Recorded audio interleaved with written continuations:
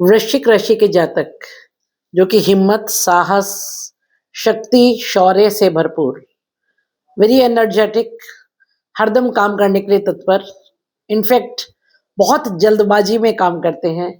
इतनी जल्दबाजी में कि कभी-कभी जल्दबाजी में अपने काम बिगाड़ भी लेते हैं। नमस्कार, स्वागत है ऐसे सेनापति, क्योंकि मंगल सेनापति हैं, आपकी राशि के जो स्वामी हैं। तो ऐसे सेनापति के समान जो वृश्चिक राशि के जातक हैं, उनको मेरा प्रणाम है। स्वागत है आपका दीपक ज्योतिष में और स्वागत है मेरे चैनल 21st सेंचुरी मॉम में। आज बात करेंगे कैसा रहेगा 10 नवंबर से लेकर के 30 नवंबर तक का समय वृश्चिक राशि के जातकों के लिए। तो 11 नवंबर से एक बहुत बड़ा परिवर्तन होने जा रहा है। बृहस्पति आपके भाग्य भाव में वक्री होने जा रहे हैं। शाब्दिक अर्थ वक्री का है उल्टा चलना, पर वास्तव में कोई ग्रह उल्टा नहीं चलता है। जस्ट उसकी स्पीड थोड़ी स्लो हो जाती है इन कंपैरिजन टू अर्थ। तो हमें ऐसा लगता है कि वो पीछे जा रहा है, लेकिन वास्तव में जब कोई ग्रह वक्री होता है तो उसका अर्थ है पीछे कुछ छूट गया है, उसे लेकर के आना है। जब भाग्य भाव में बृहस्पति जैसा शुभ ग्रह वक्री होगा तो एक गजब रिजल्ट्स देगा। कुछ छूट गया था पीछे, कोई ऐसी चीज जो इनकम्प्लीट थी, आपके भाग्य की सफलता के लिए उसको पूर्ण करना जरूरी था। तो अब आपसे ईश्वर दैवीय शक्ति के द्वारा उस कर्म को पूरा कराएंगे जिससे वास्तव में आपका भाग्योदय होगा। 120 दिन के लिए वक्री हैं बृहस्पति। बृहस्पति धन के कारक हैं, संतान के कारक हैं, यश पद मान प्रतिष्ठा के कारक हैं, हमारी ओवरऑल ग्रोथ के कारक हैं, संतान के कारक हैं, स्त्रियों के केस में पति के कारक हैं। सबसे ज्यादा पोर्टफोलियो बृहस्पति के पास है। अतिचारी थे अभी तक, अंधाधुंध स्पीड से दौड़ रहे थे। अतिचारी मतलब ओवर स्पीड, अनकंट्रोलेबल स्पीड। एक बंदा या कोई भी ग्रह जो अनकंट्रोलेबल स्पीड से दौड़ रहा है, वो अचानक थम के पीछे चलने लगे। इसका मतलब क्या है? इसका मतलब कोई बहुत बड़ा फेर बदल वो करने वाला है, बहुत बड़ा फेर बदल। भाग्य में कोई बहुत बड़ा बदलाव। तो इससे ज्यादा खुश खबर हो ही नहीं सकती है। वृश्चिक वालों के भाग्य भाव में बृहस्पति हैं, ये सबसे अच्छी बात है। जिनके 5वें भाव में है, 11वें भाव में है या प्रथम भाव में, उनके लिए भी बहुत शुभ स्थिति है। मगर विशेष रूप से वृश्चिक वालों के लिए ये बहुत बहुत बहुत सुंदर स्थिति है, क्योंकि कर्क राशि जो चंद्रमा की राशि जिसमें बृहस्पति, वो आपके भाग्य भाव में आती है। अगर आप मेरे चैनल पर नए हैं तो इसको सब्सक्राइब कर दीजिए, वीडियो पसंद आएगा तो लाइक और शेयर कर दीजिएगा और घंटी वाला बटन जरूर दबा दीजिएगा ताकि मेरे सारी वीडियोस लगातार आपको मिलते रहें। मैं हमेशा प्रथम भाव से पहले घर से शुरू करके सारे 12 भावों को धीरे धीरे डिस्कस करती हूँ। आज भी वही करने जा रही हूँ, लेकिन क्योंकि ये एक बहुत बड़ा इम्पॉर्टेंट, बहुत खुशखबरी वाला एक न्यूज था, जैसे कि मैं अपने आप को रोक नहीं पाई और सीधे नवम भाव पर चली गई। शुरू करते हैं प्रथम भाव से। प्रथम भाव में मंगल अपनी ही राशि में बैठा है। जब कोई ग्रह अपनी राशि में बैठा होता है तो बहुत मजबूत होता है, बहुत कंफर्टेबल होता है। आप अपने घर में कितना कंफर्टेबल होकर के बैठते हैं? आप टी शर्ट में पहनिए, बैठिए, आप जो चाहे पहने, जो चाहे खाएं, जहां चाहे चाहे बैठे, उतना ही कंफर्टेबल। कोई ग्रह तब होता है जब अपनी खुद की राशि में हो या अपने खुद के घर में हो। मंगल वैसे भी प्रथम भाव में कारक है, क्योंकि वहां काल पुरुष की कुंडली में ये मेष राशि का घर है। यहाँ मंगल की ही दूसरी राशि है वृश्चिक, जो आपकी राशि है। तो मंगल अपनी ही राशि में बैठा है। इस समय your energy will be all time high. गजब गजब गजब एनर्जी रहेगी। मंगल के साथ 16 नवंबर से यहाँ सूर्य भी आ जाएंगे। 2 अग्नि ग्रह प्रथम भाव में, बुध भी यहीं पर है 9 तारीख से वक्री। तो कोई बहुत बड़ा फेर बदल आपकी पर्सनल लाइफ में, मैनेजमेंट में, जॉब में, बिजनेस में, आपकी पर्सनालिटी में, एक, मैं अगर कहूं जीवन में कोई आमूल चूल परिवर्तन आने वाला है। आप बदलेंगे कुछ ऐसी चीजों को जिन्हें बदलने की आप में हिम्मत नहीं थी। या आप सोच तो रहे थे, हिम्मत कर नहीं पा रहे थे। अब जब 2 अग्नि ग्रह एक साथ होंगे तो आपको एक्सट्रीम एनर्जी देंगे, और बुध मैनेजमेंट है, दिमाग है, बुद्धि है, ज्ञान है। तो बड़े मैच्योर्ड वे में, बड़े समझदारी से, बड़े मैनेज्ड वे में आप उस परिवर्तन को करेंगे। एक चीज से बचिएगा, 2 अग्निग्रह जब प्रथम भाव में होंगे तो गुस्सा बहुत आएगा, बहुत ज्यादा। इसको संभालिएगा, क्योंकि अगर आपने इसको नहीं संभाला तो फिर इसके दुष्परिणाम के लिए भी आपको तैयार रहना है। बात करें, अच्छा शुक्र भी 26 तारीख से यहाँ आ जाएगा। तो शुक्र जब यहाँ 26 तारीख से आएगा तो धन, वैभव, ऐश्वर्य, आपके अपनी पर्सनालिटी में एक सुंदर बदलाव, आप अपना खुद का, अपने वार्डरोब का, अपने घर का ख्याल रखेंगे। आप कोई बहुत बड़ा चेंज फर्निशिंग में, घर में, अपने वार्डरोब में, या घर के बाकी साजो सामान में आप करने वाले हैं। बात करें दूसरे भाव की, तो दूसरा भाव धन भाव है, कुटुंब है, वाणी है। वहां का स्वामी बृहस्पति नवम भाव में बैठा है, जिसकी मैंने शुरू में बात की थी। It's beautiful, beautiful. जब धन भाव का स्वामी भाग्य भाव में बैठा हो तो एस्ट्रोलॉजी इज वेरी सिंपल, भाग्य से धन। कुटुंब में कोई बहुत मांगलिक काम हो, कोई ऐसा काम जो आप करने वाले थे, आप कर नहीं पाए थे, या आपने कैंसिल कर दिया था या पोस्टपोन कर दिया था, ऐसा कुछ आप वापस जाएंगे। क्योंकि अब क्या होगा, बृहस्पति वक्री होंगे। जब बृहस्पति वक्री होंगे तो पास्ट में आपको लेकर के जाएंगे, कुटुंब के बारे में, धन के बारे में, या वाणी से आपने कहीं कुछ गलत कर दिया था तो उसको आप सुधारेंगे। और कोई बहुत बड़ा काम, कोई शुभ काम कुटुंब में होगा इस समय। संतान से रिलेटेड, धन से रिलेटेड, मकान से रिलेटेड, जमीन जायदाद से रिलेटेड, या कुटुंब की किसी भी चीज से रिलेटेड कोई बहुत बड़ा फेरबदल शुभ इस समय होने वाला है। शनि की दशम दृष्टि है यहाँ पर। शनि एक क्रूर ग्रह है, मगर मैं शनि को क्रूर नहीं मानती हूँ, मैं उनको न्यायप्रिय मानती हूँ। वो कहते हैं भाई देखो, जल्दबाजी में कोई काम मत करो। एक वृद्ध ग्रह है। घर के बड़े बूढ़े क्या क्या समझाते हैं, यही समझाते हैं ना, कि अगर कोई डिसीजन लेना तो भैया 2 बार इसके ऊपर विचार कर लो, थोड़ा ठंडे दिमाग से सोच लो, एक बार इसका अच्छा और बुरा परिणाम क्या हो सकता है उसके बारे में भी सोच लो। जल्दी किस बात की है? सारे पहलू सोचने के बाद निर्णय लो। तो क्योंकि शनि की दशम दृष्टि है, तो जो फेरबदल होने वाला है अभी, जो आप करने वाले हैं, उसके लिए घर के बुजुर्ग या आप खुद ही अपने परिवार के साथ मिलकर के उस परिवर्तन की गहनता पर विचार करेंगे, उसके छोटे छोटे पहलू, उसके सारे एस्पेक्ट्स, कि इस काम को करने से ये फायदे होंगे, और ये नुकसान होंगे। अब उसका तोलमोल करते हैं कि इस फेरबदल को करके हम कितने फायदे में रहेंगे, कितने नुकसान में रहेंगे। तो बड़ा सोच समझ करके आप ये फेरबदल करने वाले, और ये जो भी फेरबदल आप करेंगे, ये आपके और आपके परिवार के हित में होगा। इसलिए अगर कोई चेंज दिख रहा है या आपको लग रहा है करना चाहिए, तो कर दीजिए, सोचने की जरूरत बहुत ज्यादा है नहीं। बात करें तीसरे भाव की, तो तीसरे भाव में मकर राशि है, जिसके स्वामी शनि पंचम भाव में वक्री है। 28 तारीख से मार्गी हो जाएंगे, तो पूरा महीना चला जाएगा लगभग। पंचम भाव विद्या, बुद्धि, संतान, हमारे प्रेम प्रसंग, हमारा पूर्व जन्म, और हमारे जीवन का पूर्ण उत्थान। तो जब तक शनि वक्री है 28 तारीख तक, तब तक ऑलरेडी प्रोसेस में है ये चीज। आप कोई फेरबदल कर चुके हैं या करने वाले हैं, या आपने डिसीजन मेकिंग कर लिया है कि ये चीज बदलनी है। इन चीजों से रिलेटेड, संतान की लाइफ से रिलेटेड, उनके करियर से रिलेटेड, उनकी शादी ब्याह से रिलेटेड, अपने प्रेम प्रसंगों से रिलेटेड, एजुकेशन के फील्ड में जो आप पहले करने का सोच रहे थे उसमें कुछ बदलाव किया है आपने, उस बदलाव को अब आप एग्जीक्यूट करेंगे। और सिर्फ इतना ही नहीं, उसके शुभ परिणाम भी मिलेंगे। ये एक ऐसा समय होगा जब 3 ग्रह वक्री होंगे, बुध, शनि और बृहस्पति। तो बहुत बड़ा फेरबदल, बहुत बड़ा बदलाव, कुछ ऐसा जो पास्ट में जाकर के बदल के आना है, वो आप करने वाले हैं। बात करें, अच्छा, और बृहस्पति की 7th दृष्टि तीसरे भाव पर है। तीसरा भाव पराक्रम है, कम्युनिकेशन है, हॉबीज हैं।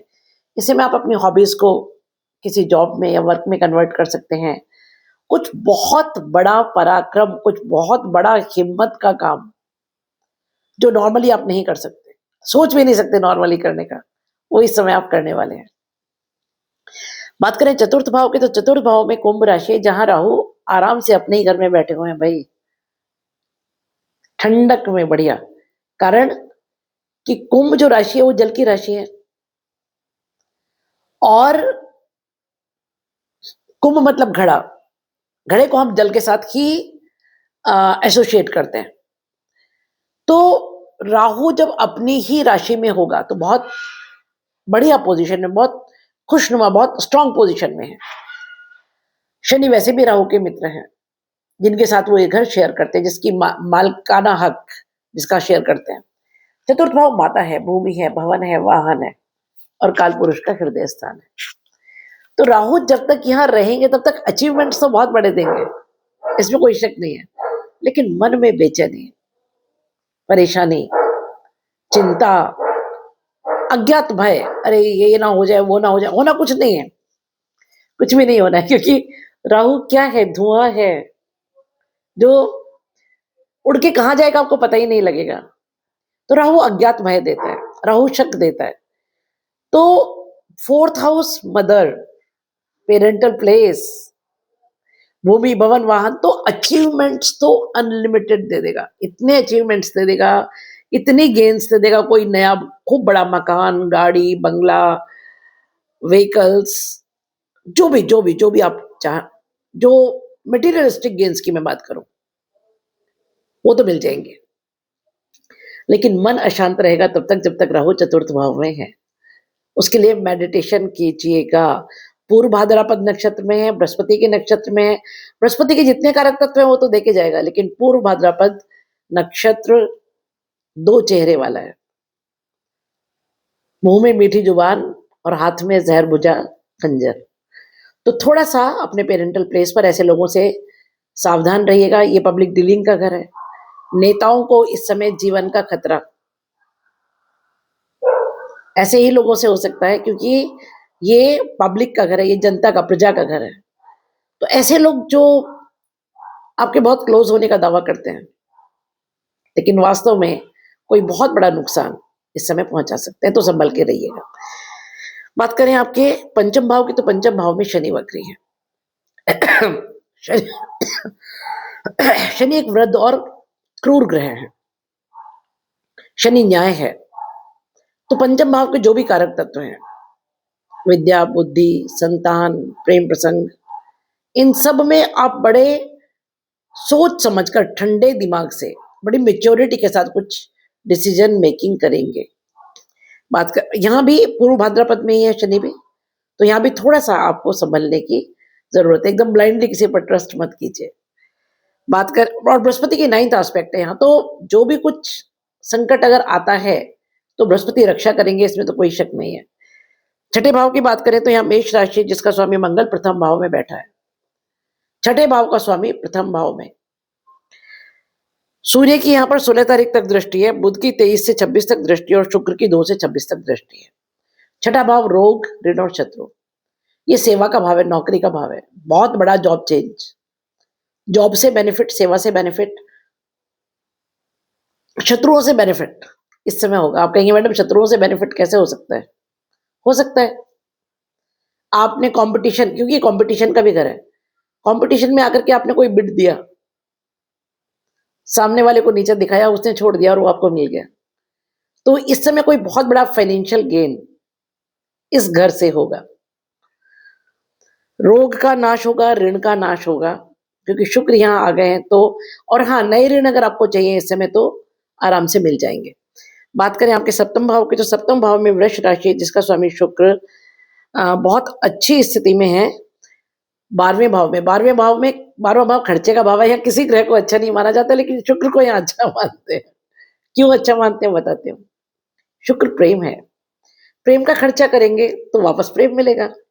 शुक्र शैया सुख है, शुक्र धन है, संपदा है, वैभव है। आप अपने परिवारजनों, हम पैसा कमाते किसके लिए?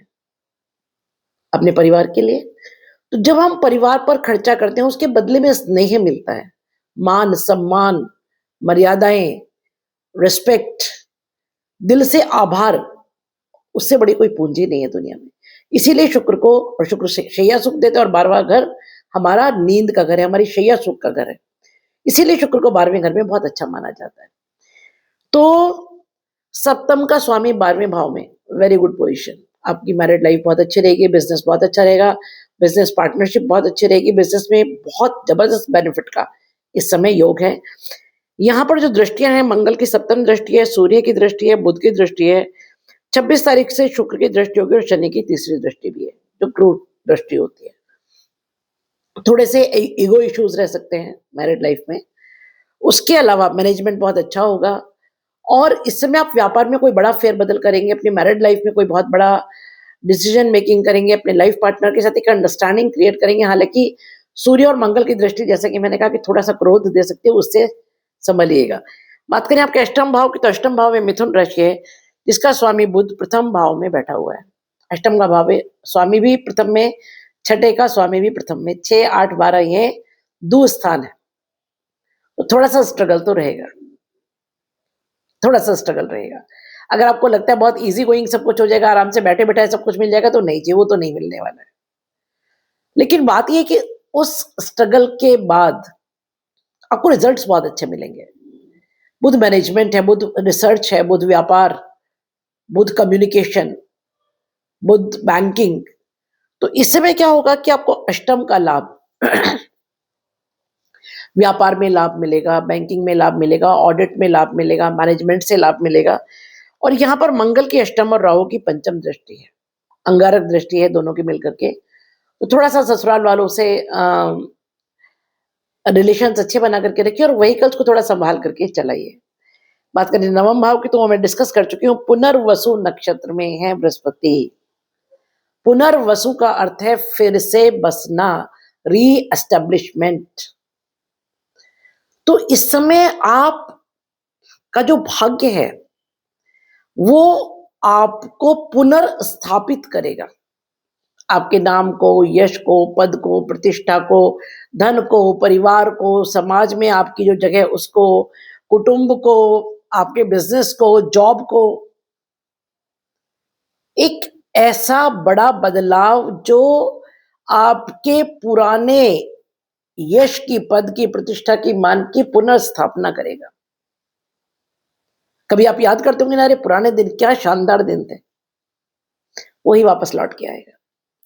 बात करें आपके दशम भाव की, तो यहाँ पर सिंह राशि में केतु है। दशम भाव आसमान स्थान है, दशम भाव सरकार है, पिता है, बॉस है, हमारा वर्क प्लेस है, मैनेजमेंट है।